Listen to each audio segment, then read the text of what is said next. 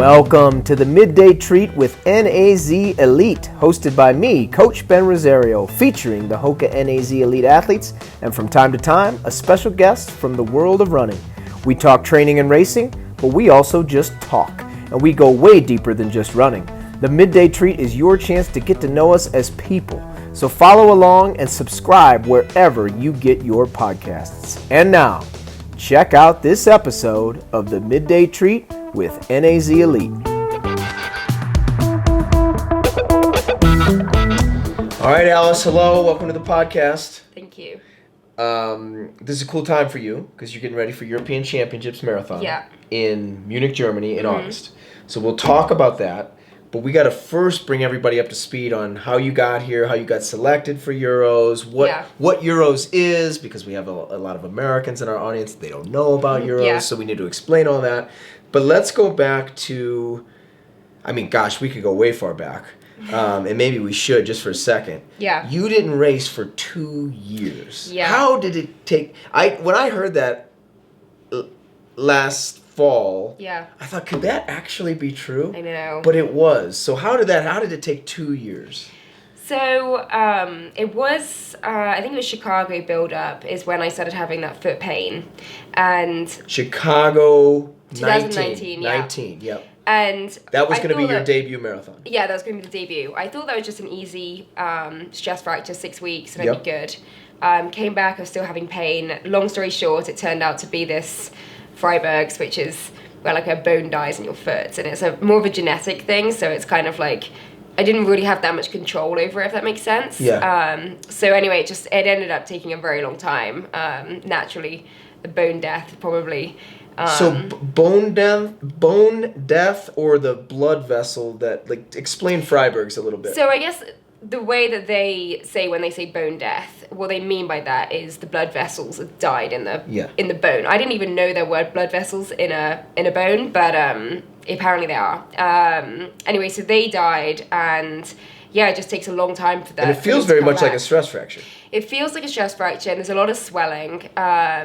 So I tried lots of different treatments. I did PRP, I did rest, I did insoles, I did ibuprofen, I did all of that stuff, the ibuprofen treatments, all of that. And it just took a long time. Just took time. Yeah, it just took a long time. And I don't know exactly which treatment it was that really kicked it out. It could have just been a mixture of all of them. But honestly, there was a point in those 2 years where I just thought, I'm going to have to just live with this. This is never going to go. Yeah. But you talked to other athletes. I spoke to, there were very few. It's a very rare thing. Yeah. So I spoke to a few other athletes. Obviously had great physio support, great doctor support. And I was just really fortunate that I had all of that support with you guys as well. We're obviously so understanding with it all. And I ended up doing 16 weeks in a boot at one point. And I'd done 7 weeks in a boot, I'd done 6 weeks in a boot. I'd done so much time in this boot. It definitely was not a case of just a simple stress fracture. And, I'm just so grateful now that it's not something I worry about.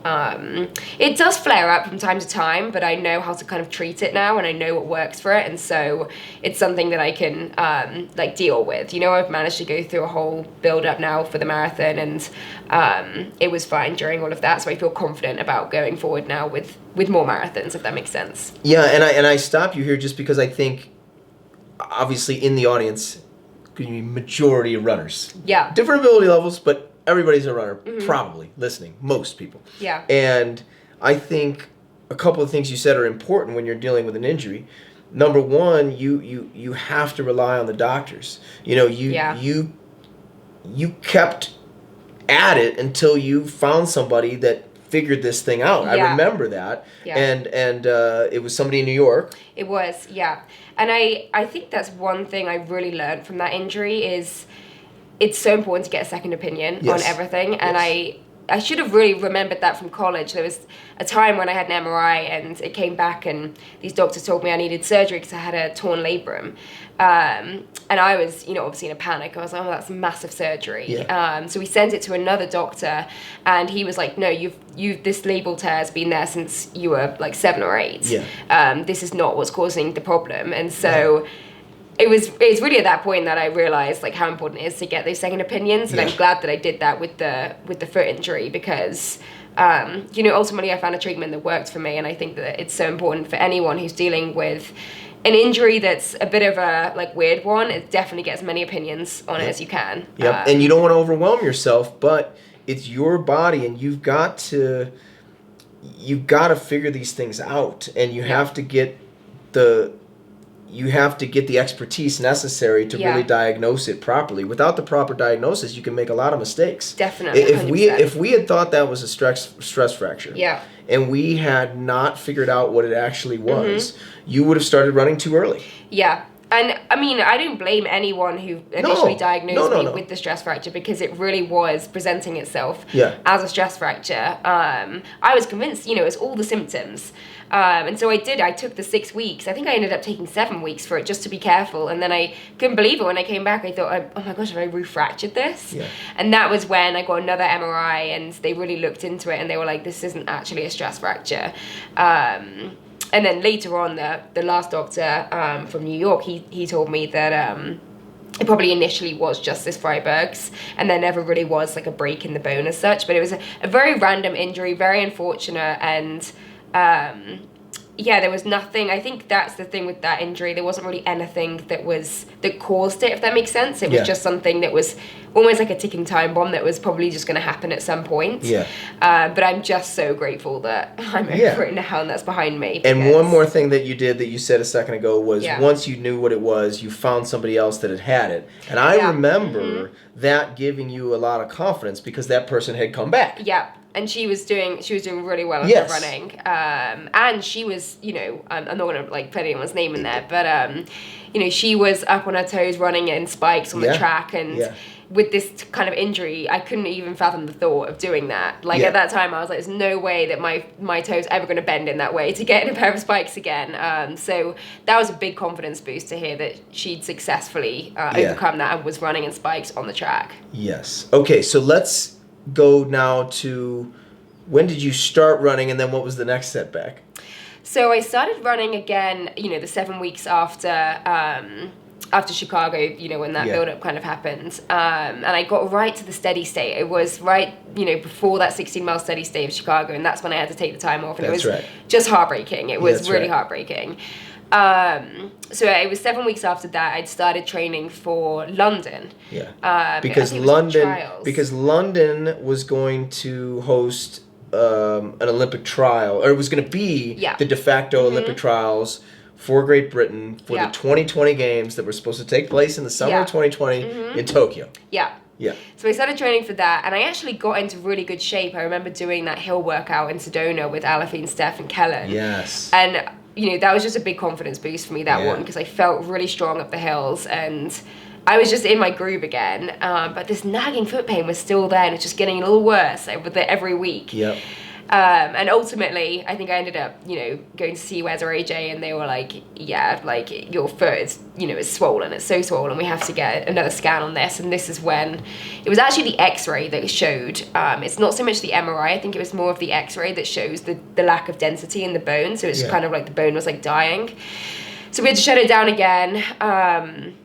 And then I think that was when I did PRP, and I can't remember. I'm pretty sure it was around the Atlanta trials, because I remember I got PRP and then went to watch. You were in a boot in Atlanta. Yeah. Yes. And I just got it. I think it was like 2 days before I'd got the PRP, and I went to go and watch them in Atlanta after that. So that was in March, right? Yes. The very, very end of February, last day of February. Yeah. Yeah. So I had to watch that, and I think I took 7 weeks after that. Yeah. Tried to get back running, and that's when I paced the St. George race. Yes. And again, training was going pretty well. I was kind of surprised how quickly I was like coming back each time. But the swelling was just still so bad. It was awful. And PRP, that's part of the treatment. Like, it does cause swelling, because it kind of forces the, what's the word I'm looking for? Like the healing properties to go to the foot. Yeah, it amplifies the natural healing process. Everything gets sent to that area. Yeah. But it was just so swollen in the area, and I just had no like range in my foot. So I think I wore spikes, I think, at that St. George race. And I kind of convinced myself at that time, I was like, I think I'm just gonna have to deal with this and like just push through it from now on. Yeah. But it got to the point where it was just, I did a solo trip in Zion after that, and I was just walking around thinking, this is just like, I'm limping at this point. So I shut it down again. I think that was when, and I was training again, I think, for the London one in October. Yes, so this is the one, because now we're in the thick of the pandemic. Yeah. 2020, and London was going to have an elites only, professional only field in October. It was, and I was kind of had that in my mind. I was like, that's the one I'm targeting now. Like, anyway, then I had to shut it down again, and I think that's when I did the 16 weeks in the boot, and I was just like, we're in the pandemic. This is all still the Freibergs. It's all still Freibergs, and that's when I was talking to the doctor in New York, and he put me on a course of ibuprofen, like the ibuprofen pack, and that really helped. I feel like that was a big turning point for me. That was when things really like improved after I'd finished that pack. But I was very conservative, and I took a lot of time to really, because I was like, no one's racing right now. I'd be a fool to just rush back into this, and feeling like I'd learned my lesson multiple times with this. And then I think I started training for London again. Yeah, there was another London, believe it or not. Yeah. Because then there was going to be the spring of 21, right? Or the spring of 21 was going to have, hold on, not London. It was going to be the the specific Olympic trials. Yes. So it wasn't London, but it was in the UK. There was going to be, and they did have the Olympic trials. But it was that course that was like around the botanical garden or whatever it was. That was it. Started training for that one, and that was when I got a sacral stress fracture. Yes. So, I mean, that was, again, very heartbreaking, because I'd finally got over this Freibergs. Yeah. But in all honesty, I think the Freibergs was still kind of bugging me a little bit, and I remember I was playing around with insoles, and whether that was what caused the sacral stress fracture, I don't really know. I know that I had COVID in February. Yep. And because this is 21 now. Keeping 21, everybody updated on the timeline. So I was messing around with these insoles to try and get my foot into a good place to be able to do this build, and I had COVID, and I do think it was, I'm not going to blame COVID, but I think my body was just weakened a little bit from the COVID. Yeah. And a lot of people have said that about COVID, that they felt a little bit of, additional muscle, bone, tendon, ligament pain. It's almost as if that virus, which kind of just attacks the whole system, amplifies any sort of issue that you may be facing. Yeah, I think it just dulls down your system, really. Just attacks everything. And it's just such a strange one, because as we've seen, everyone reacts differently to it, and it affects everyone's body differently. I had no respiratory Now, no symptoms. Surprise, you tried to just push right through. I did, and to be honest with you, I called it the post-COVID boost, because I had one of the best long runs ever in Phoenix. 10 days after, or it was 2 weeks, I think it was, after getting diagnosed with it, after, testing positive with COVID. So I thought, this is nothing. Yeah. And that probably, in hindsight, I probably shouldn't have forced things as much as I did, and maybe been a little more honest with, how tired I was feeling. Yeah. But I was just so headstrong. I was like, my foot's finally feeling good. This COVID is not going to stop me. Well, and there was that hard date that you were getting ready for. Yeah, there was that hard date, and I think it was quite short build-up we had at that point. Yeah, because that race was going to be early spring. Yeah, and I think what was most heartbreaking about that one was I finally kind of started to feel good again, and I did that workout in Camp Verde, and it was, to be honest with you, that was the scariest injury I've ever had, because, and I've spoken to multiple people who have actually experienced the same, where that just happened like that in the workout. It wasn't like I had... You were looking great, having a very good workout. I didn't have any kind of symptoms, no back pain, nothing going into that. For that to just happen during that workout was really scary for me. But, a lot of lessons learned, and I think ultimately, that was a good thing for me, because it forced me to actually... my foot was still, there were nights where I was having an ice pack on my foot, because I was it's still kind of there. And so this kind of ended the foot pain, because I went to Carlsbad in California for, I think it was 6 weeks, I think it was. And I went and saw one of the best podiatrists in San Diego. Yeah. And he actually molded my foot to a proper insole. Yeah. And he just told me, just wear these insoles for walking around. Don't run in them. Don't mess up with your normal running form. just walk around in these insoles, and like this will relieve the pressure from just walking around. And that's ultimately what's got me to the point now where I don't feel it at all. And I think that's what got me kind of back to like the old Alice running that I kind of wanted. I've been so desperate to get back to for all those years.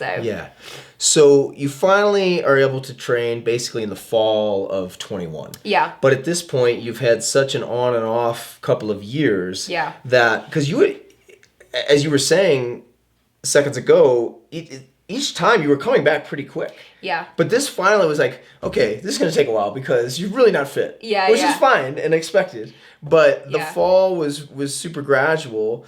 And I guess your first race back was in Greece. It was, yeah. So I think once I got that sacral stress fracture, I was like, this is a bad injury, and there's no point hammering the cross training. And I think I did that all the other times. I was so motivated with the cross training. I was on the bike for hours in a day. You know, I was on the elliptical, I was swimming, I was doing everything. And I think sometimes my fitness was almost ahead of my body when I would come back into running at times. And that's maybe what caused my foot to be like, hang on, like, you're aerobically, you might be able to do this, but like, we're not ready for this yet. The muscles and tendons and ligaments aren't ready because they've been resting and they're not ready. Is that something now in retrospect that you'll change moving forward, or you would advise people to do something differently? Yeah, I think it really depends on the injury. I think if you're out for 6 weeks, I think go ahead with the cross training and just like hammer it, you know, try and keep as much fitness as you can. Because I think that's maybe like long enough for your body to be like, oh, hang on, we remember what we were doing before we like got injured. But I think if you're dealing with one that's, you know, 10 or 12 weeks, that is, I do think you should just take those first 2 weeks and be like, there isn't really much point in trying to like salvage this fitness at this point. Like, you may as well just come back and like let the fitness come naturally. Come back slowly, And I think that was a good thing for me. And it is really hard, especially if you're someone that like likes to be active. I do like to be active, and like, I don't like to be feeling like I'm just sat around doing nothing. See, that doesn't bother me. No, I'm just kidding. I think it's a good time though, for sure, to explore like what your other passions and hobbies are. Like, I found painting, and like I found multiple things that I enjoy outside of running. And so, you know, I hate to say like everything happens to a reason, but maybe there was a reason for that to happen, because I think sometimes you get such tunnel vision when training's going well, you just get so obsessed with the running, I know I do at least, that it's actually a very unhealthy mindset to have, because if, for example, you get an injury, then it just can all come crashing down, like mentally and physically. No balance. It's just, there's no balance, and you just feel like the rug has been ripped underneath you. Yeah. When I think in retrospect we did something right here. When you came back, we didn't put any big races on the schedule. Yeah. I think that helped you mentally. The first race in Greece was a great race. They did a great job. Wonderful people over there. Yeah. They loved you. Yeah. But it wasn't the New York City half. You know, it wasn't a big world famous race. For sure. And I think that maybe helped mentally. And it was kind of a tough course, so time didn't matter either. Yeah. So you really had no, like, there was nothing tangible about it, right? It was very, very fun. I remember I was in a hotel like the couple of days before, and I was just so excited. Yeah. Like, I was so excited. The atmosphere was amazing. They did such a good job of just getting basically the whole country. It was the Athens half marathon.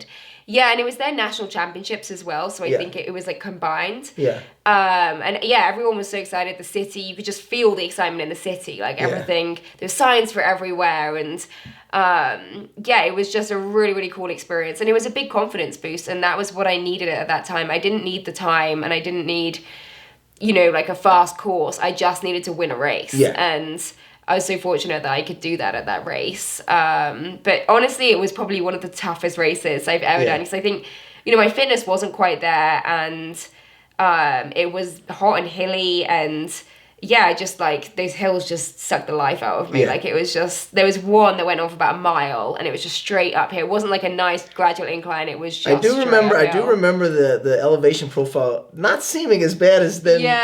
I mistakenly looked at the elevation profile before I entered it, and I thought, I think it was Looks like it's rolling.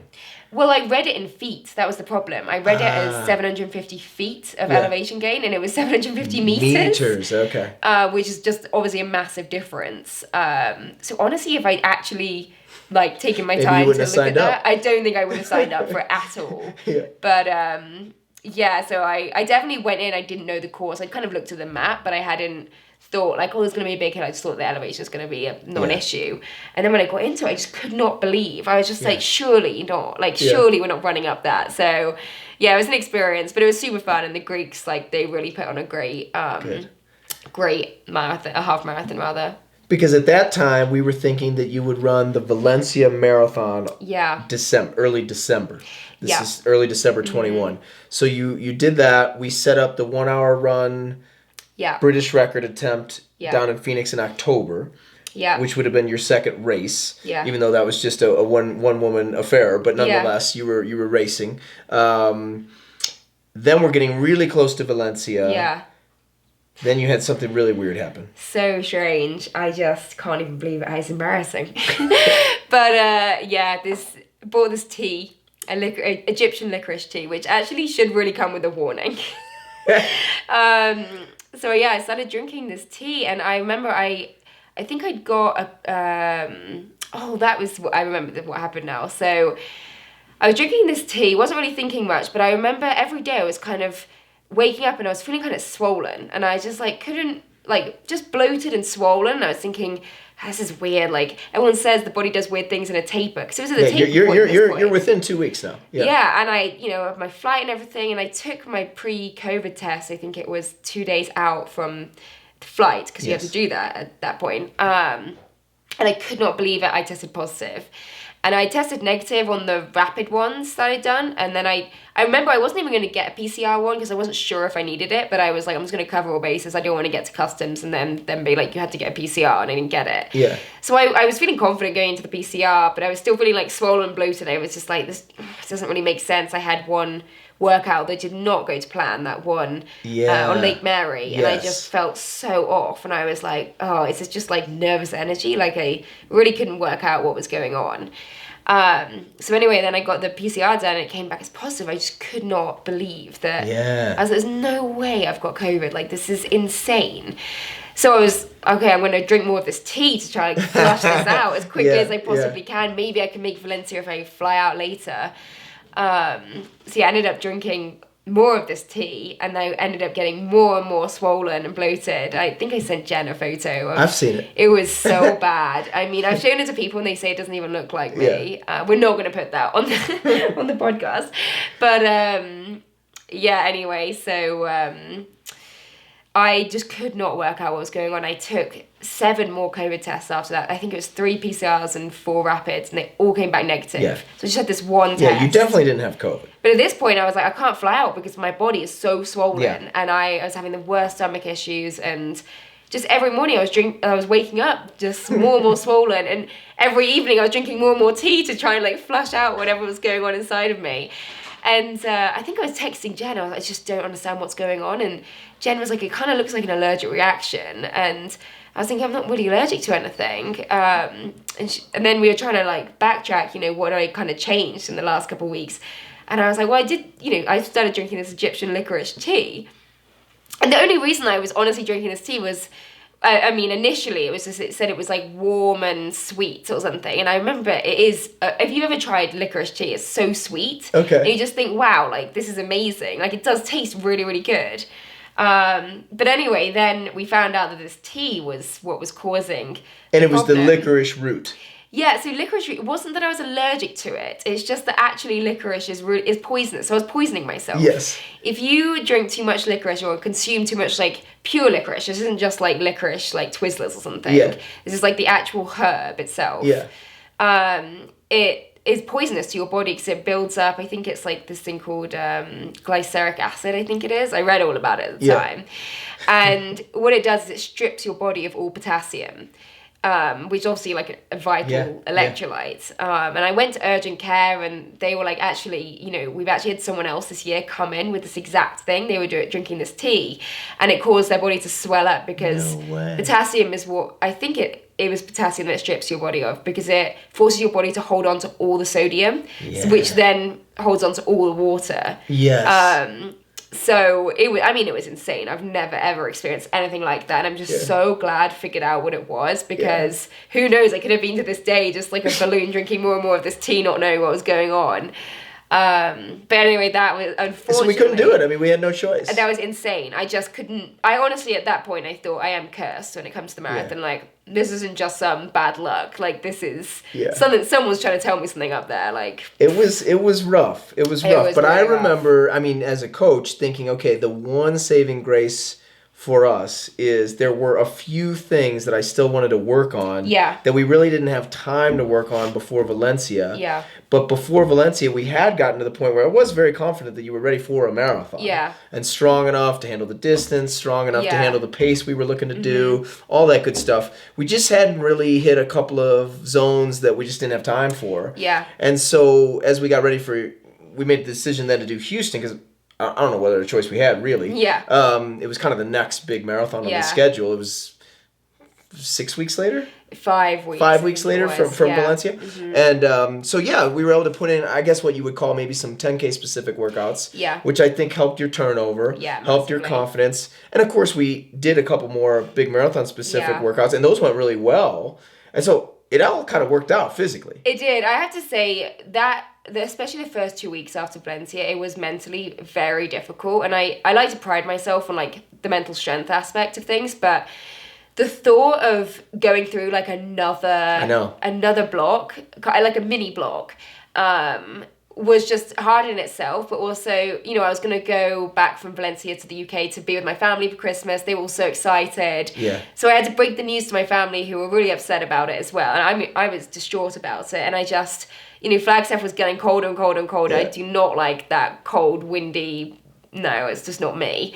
So the thought of having to like do, all of these marathon workouts, these 20-mile long runs, these 24-mile with a push, again, another steady state, which I literally said to you after we did that one before Valencia, I said, I don't want to do that again for a very long time. And the thought that I had to actually mentally come round to do that again was one of the things I'm most proud of, I think, because I could have fallen off the edge at that point, just being like, God, I just can't. Well, that was the thinking on my part, was that because I'd been through this once before with Kellen, when she had to drop out of Boston, and then we did Grandma's. Oh, okay. 60 days later or whatever. It was that same idea of, look, we can't just repeat the same workouts. Yeah. It's not good mentally or physically. Yeah, yeah. And so throwing in some of those workouts that we hadn't been able to do was, of course, physically beneficial, but I think mentally too, because it was a different challenge. Yeah. And I thought another good thing we did was, there was that inclination on your part, well, I want to do that Scottsdale half marathon. I was like, you just need to, those first couple weeks, we didn't do that much, really. Yeah, no, I went to San Diego, and to be honestly, I just like mentally had to like reset for a week and get over the licorice thing. That's right. And I think that was good. That was just so neat. If I hadn't have done that, I think it would have just been so hard for me to have just rallied for that. Yeah. These last 5 weeks. But in my mind, I just broke it up. I was like, all right, I've just got basically 2 weeks and then a taper, I think it was. That's how I was kind of like seeing it. Yeah.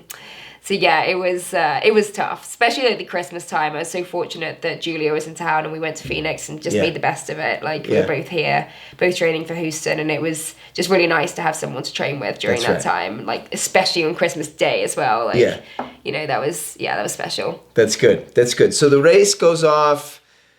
I mean, hopefully a lot of our fans know what happened and know the story, but quickly we'll go through it. So, I mean, it's a big day. I mean, finally, look, this is why we went through all this. This is a big deal for you because you had so many times you had started these segments and not been able to finish. So I remember the week of you feeling very nervous and antsy until about maybe when we finally left. So what was that about? Like, take us through the mental anxiety and then sort of coming to peace with it. So COVID had kind of come back from the dead at that point. Like Omicron was surging and everyone and their wives were getting COVID again. Like everyone I was around was like, oh, we just found out they got COVID. And I think I just locked myself in my apartment and like just did nothing. Like, but I still somehow managed to get a cold during those 10 days leading up. We don't sinus infection, whatever. And I just was like, this is COVID, 100%. Like I've got a cold. I didn't have so when I first had COVID, I had no respiratory system issues. Yeah. But this time it was just purely like nasal. Yeah. So in that regard, I was thinking maybe it isn't COVID, but you know, the negative side of me was like, it's definitely COVID. Yeah. But anyway, got the COVID test. It wasn't that. And I think it was the sinus infection. Yeah.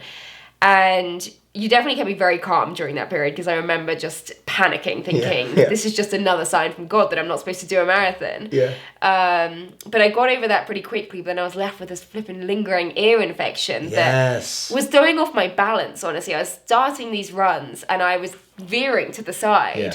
I was just thinking, I just wanted everything to be perfect, because I was like, it's finally here. I just want everything to go smoothly. Yeah. And then we were looking at the weather for Houston, and it was, I mean, let's not deny, it was cold and it was windy. And I was just thinking, no, like just no. So that, I think that all added up to the nerves. Like, it wasn't this perfect day that I'd had like envisioned. Yeah. Anyway, I just remember getting there, and I honestly was just refreshing the weather every second. I was like, maybe the wind's just suddenly going to die. But it just kind of kept adding up a little bit more. And I remember standing on the start line, or like right before the start line, and the announcer was saying, it's a cold and windy day here in Houston. And all I could think of in my mind was like, let's just get this over and done with, and I can get to Hawaii. Like, I honestly was kind of over it on the start line. I was just like, I'm just going to do my best, like, whatever. Yeah. And then, maybe that was good, though. I think it was good, because I think if I had been too anal about, like, pacing and stuff at the beginning, I think we went through that first mile slow. I think it was, like, a 5:53. I think if I'd been too, like, antsed up for the race, like, this is my day, this is going to be it. Yeah.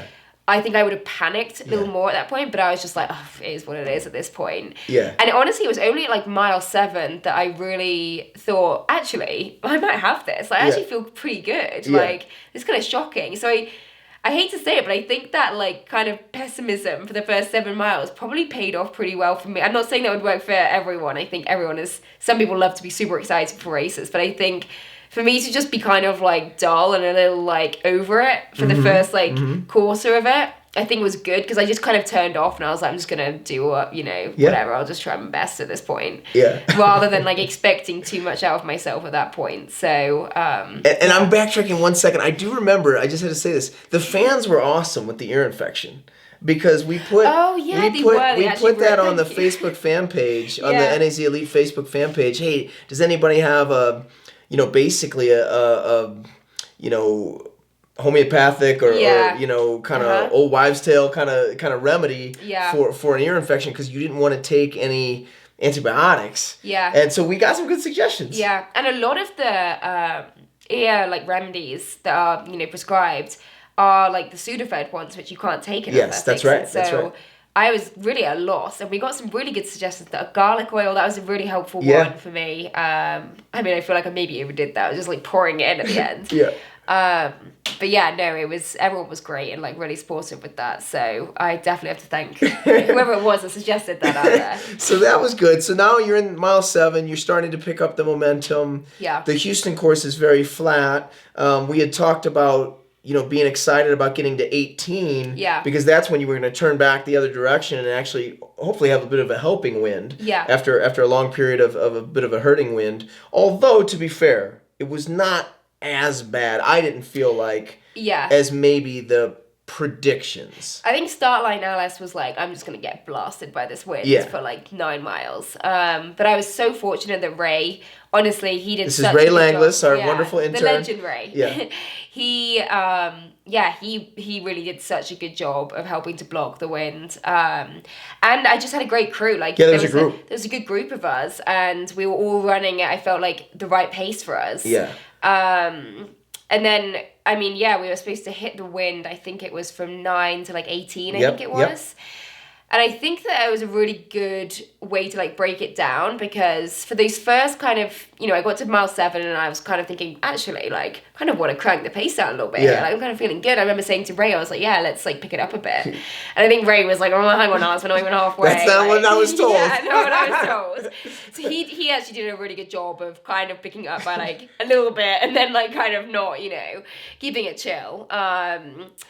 And so I remember like there was maybe 4 of us girls, and we were kind of all slotted in behind these guys that were just in front of us. And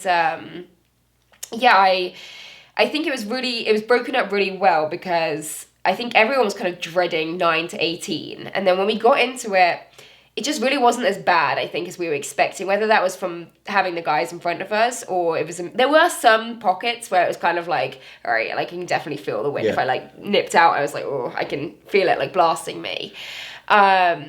But I think everyone was just kind of seeing it as like, this is an 18-mile race where we just got to get to mile 18 and the wind's going to blow you home. Yeah. Which actually was a little depressing when I got to mile 18. I was like, all right. And then it was like, there was just nothing. There was no wind or anything. It was just heavy legs and like exhaustion. I was just thinking, crap, like... And I think I also slightly had it in my mind, like before the marathon, everyone was like, oh, the marathon, it's, you know, it's a 20 mile and then it's a 6-mile race. Like when you get to mile 20, that's when it really kicks in and like, they weren't wrong. I don't know whether it was slightly like I was expecting that, if that makes sense. Like I had it in my mind that when you get to mile 20, that's when it gets tough. Yeah. But I remember getting to mile 20 and thinking like, crap, like I'm going to be lucky to finish this. Like, oh, this is, you know, these last 6 miles are going to hurt. And that was also when, you know, Ray was done at that point. Yeah. The pack had broken up at that point. They'd gone at Maggie like Montoya, one of the other women in your group, because a couple of the other women had fallen off, but Maggie had actually gone ahead. Yeah. So you were kind of solo. And I remember you saying to me, I think it was in mile 18, you're like, you're in 5th. And I was thinking, whoa, like, all right, I'm in 5th. Like, that's be nice to be top 5. Like, all right, I'll take that. And then Maggie went off, and I just thought, it was suicide mode for me. If I went off at that, like, I just wouldn't make it to the finish line. I'm, like, lucky where I am right now, you know? So I just held strong at that. And honestly, I was just feeling worse and worse with every mile. And it was tough because so many of the supporters were screaming at me, like, you can catch her. And I was thinking in my mind, are you saying that to the girl that's behind me as well? But also I was like, no, I'm good. Like, you know, Maggie can do a thing. Like I'm really pumped with where I am right now. And like, I can't go any faster. And if I even tried, like, I just don't know what would happen. And then I think I got to mile 23 and foam was coming out of my mouth at that point. I was just thinking, where is that finish line? This is like insane. I've never gone to this point before and I was still going to run another 5K. Like, it's just nuts. But the crowd was massive at that point. You know, there were so many people lining the streets. And I remember seeing you on the bike as well, and you were screaming at me like, come on, you can break 2:29 if you really put your foot on it, and like you can get you can get 3rd. Yeah. And no, you can get 4th. I can't remember what you were saying. You kept moving up because you passed an athlete that was falling off. Yeah. Then you passed another athlete that was falling off, and all of a sudden you were in 3rd, which I think surprised you maybe. Yeah, I think you said to me you can get 3rd, and I think at that point I thought in my mind, because I was so delirious at that point, I think you mean 4th, Ben.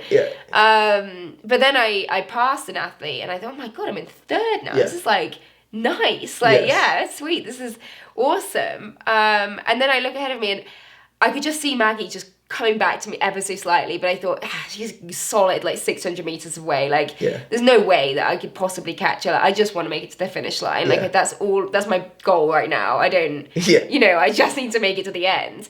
And I really didn't, you know, obviously you are always trying to like catch the person in front, but I was just in such a desperate position at that point. I was in a whole world of pain, foam pouring out my mouth, and I was just thinking, I just need to get to the finish line. Like, none of this, let's try and chase whoever. Like, I just need to get to the line. But then, Maggie was just kind of coming back to me just a little bit more every step I was taking. And it was really only in the last like 150 meters that I thought, crap, like, she is right there. Like, I actually can get 2nd here. And that was when I just was like, Jesus, take the wheel. Like, we're just going to get to the line. Like, yeah, it was insane. Yeah. And you get 2nd right at the line. Yeah. 2:29:08. Yeah. Mm-hmm. Great first marathon. Huge. I mean, everything that we could have wanted on the day. Great feeling. And then we have to figure out what's next. Yeah. And so, of course, 2:29:30 had been floating out there as a time we needed to hit because that was the world championship standard. But we knew that this summer was unique because there was a World Championships, there was a Commonwealth Games, and there was a European Championships, all of which have marathons. Yeah. And so there's 3 different teams to make. So what was, particularly for the American fans, although probably for the UK fans too, how does it all work with the selection process, and how did you end up on the European Championships team? So the Commonwealth Games is kind of separate to Europeans and the World Championships. That's right. Because World Championships and Europeans are for Great Britain. So you're wearing, the Great British flag, whereas the Commonwealth Games is Great Britain split up to Northern Ireland, Scotland, England, and Wales. It's like that line in Ted Lasso where he says, "Now wait a minute, how many countries are in this country?" Yeah, it's very confusing. I was actually just sending some mail home today, and I always think at the end, do I put England or United Kingdom on this? I don't know. Yeah. It's kind of like, I guess you could see it as like states, I guess. Yeah. And then there's obviously Ireland as well, but it's Northern Ireland and then Ireland, but Northern Ireland's Ireland's on its own. Yeah. Yes. Hopefully I'm not sounding patronising saying that. But anyway, so initially I wanted to do the World Championships because, let's be honest, that's the biggest one out of the three. And it's in Eugene, and, I have so many good NCAA memories from there that I just gravitated towards wanting to do World Championships, even though I knew, I'd run 2:29, but I'd be up against girls that have run 2:19, whatever. So it was kind of like, I don't want to say I want to go for the experience, because you should never really think of championships like that, but at that point it was kind of like, I've done one marathon. I can't go into these World Championships thinking I want to get top 3. Like, obviously you want to get top 3, but you can't really expect that. It would just be very unrealistic to think that. But I wanted to go for the experience. And I think I was second at that point. At one point you were in the top 3. Yeah. By time. By descending order list. Yeah. And that's how they were picking the marathon team, was from time. Or I think actually Charlotte Purdue had got it from London, maybe. I'm not really sure, actually. I hadn't really followed, because to be honest, I really didn't think that I would have any shot of going to the World Championships. Anyway, I got because the World Championship time was 2:29:30, and the Commonwealth time I think was 2:34, or maybe 2:36. It was a lot slower, yeah. It was a lot slower, and then the European time I think was 2:32. So I was delighted to get, kind of all 3 of them. So once Seville Marathon happened, and I think 2 girls ran faster than me, and they got the slots. And I'm definitely not going to be a bitter Betty about that and be like, I should go. They ran faster than me, they're going. That's how it works. And I respect that.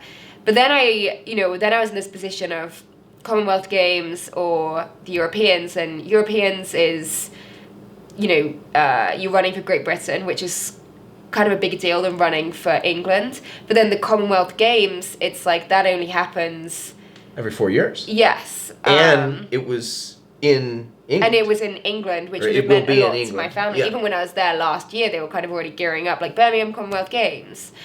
Anyway, I met with one of the selectors actually in Flagstaff. He was out here for a couple of days to visit some athletes, and he told me they're only picking one person for the Commonwealth Games for Team England. And they were doing trials in Manchester a couple of weeks later. And one of the girls ran 4 seconds faster than me at that trials. I was thinking, oh my goodness. She actually ended up taking the European spot because she wanted to run for Great Britain and didn't want to. She felt like that was a bigger deal. I actually can't really speak for her, but she ended up choosing the European spot. So I think they gave it to the next one. From that race. Okay. And then I was selected for Europeans, and they said they're going to pick the rest of the Commonwealth team if they have any extra spots. I think today actually is a June. Oh, maybe it's like next week. But anyway, now I've kind of just decided Europeans is the one. We've kind of got some travel plans in place for that, and that was just at a better time for me as well in the middle of August. And I think it's going to be a flat course, and I don't think Birmingham is, and I think I work better with the flat ones right now, or I'm more excited to run a flat course than I am about running a hilly one. So it all kind of worked out in the end, and hopefully next time I can go to the World Championships or the Olympics. That's obviously the goal, but I think the Europeans is a really good stepping stone for that, and I think I can see this championship more now as I want to do really well at this championship and place well, rather than I'm just going to go for an experience, because I hate going to races thinking, it's just going to be a bit of fun as an experience. to me, that's not like a racing mindset. But I also think you have to be realistic with it as well. As much as I'd love to use the World Championships and be like, I want to get top 3, I think that would be an extremely ambitious thing to think, you know. But Europeans, like, I think there's a legitimate, like hope that I could get in those in that medal position. And tell everybody where you're at right now in training. So we're a couple months out from the race. You've begun to dip into a little bit longer work, but we're kind of starting off with some shorter stuff, tempos, fartleks. Everything's going well. Yeah, I think, these midweek workouts are, the shorter kind of stuff, and then the long, I'm putting the long runs in there, so I feel like I'm kind of hitting both bases, doing quite a few fartleks. Which I love fartleks. One day I think I'd love to do like a whole marathon build just off fartleks because I love going off effort and kind of not being too attached to specific paces and just kind of going with how your body feels on that day.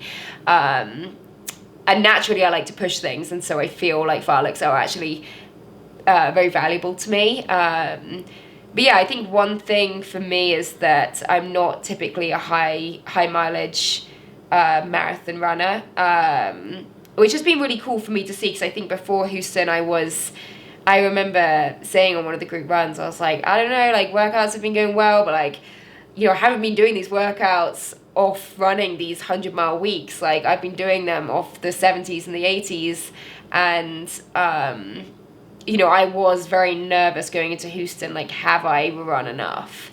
And I think that proved to me that I don't want to say get away with running a little less, but I think that I can at least, run a decent marathon off not running as much. And don't get me wrong, I'd love to get to 90 or 100 at some point in my career, but right now I'm just appreciating being healthy and being able to run a marathon of 80 miles a week, and that's something that I'm proud of. Yeah, I think that's a good lesson for folks listening too, is that there's different ways to get to where you need to be. And you have to take your own injury history, training history, physiology, all these things come into play when you're deciding volume and overall volume. And with your history, as was well documented in this podcast, we had to be careful, and we still have to be careful. And it's more important to be healthy than it is to have some magic number in terms of your volume. And certainly we've seen that it's the key sessions that really prepare you for the marathon. And the way you were describing, this is another good thing for the listeners. The way you were describing the last few miles of the marathon, that's how it should feel. It should be hard, but the crazy thing is, it was getting harder and harder, but you were still hitting the exact same miles. Which is crazy to me. I really don't understand how that even happened. But no, I definitely think it's important for people to realize that you don't have to be running. I mean, some people maybe do, but like, you don't have to run these crazy 130-mile weeks to run a marathon. Like, you can run a good marathon off 70 to 80 miles a week if that's how your body works. And like, I do think it's just more important to get to that start line healthy. What's the saying? Like, I'd rather be 99% trained than 101% trained. And hurt. So, I'm very grateful that my body could pull that out of the bag. And, I think I've realized in myself as well that I'm not typically a high mileage runner. And that's just where my body's at. And that's something that I respect and like appreciate. So. Well, Alice, this has been very fun. We've caught everybody up on your last couple of years. We hopefully have gotten everybody excited about you running Europeans. We'll try to do our best over the next 2 months to share some of your work and lots of pics and videos and get people excited. And then you'll be in Munich in August, and we'll be there documenting it. And of course, we'll keep everybody up to speed on how they can follow. Yeah, that's awesome. Yeah, thanks for having me. Thanks, everybody.